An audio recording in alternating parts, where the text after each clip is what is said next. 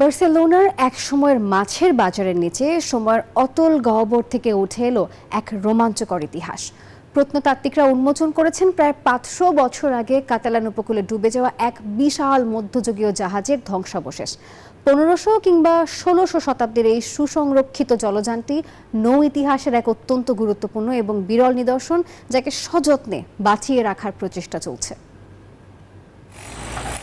স্পেনের বার্সেলোনায় যেখানে একদিন কেনাবেচা হতো মাছের, আজ সেখানে মাটির 5 মিটার গভীরে উন্মোচিত হলো 500 বছরের পুরনো এক জলজ ইতিহাস।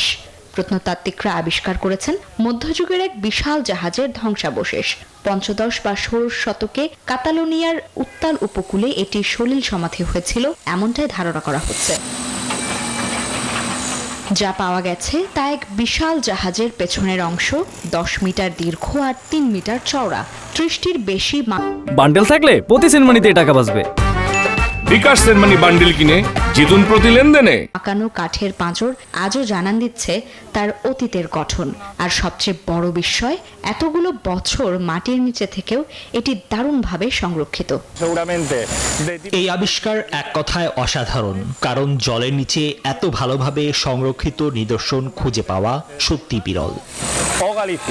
প্রত্নতত্ত্ব দলটি জানিয়েছে জাহাজটি সম্ভবত ভূমধ্যসাগরীয় শৈলীর, তবে এতে বাস্ক বা গালিসিয়ার মতো আটলান্টিক অঞ্চলের জাহাজ নির্মাণের সুস্পষ্ট প্রভাব রয়েছে, যেন দুই সমুদ্রের সংস্কৃতির এক মেলবন্ধন।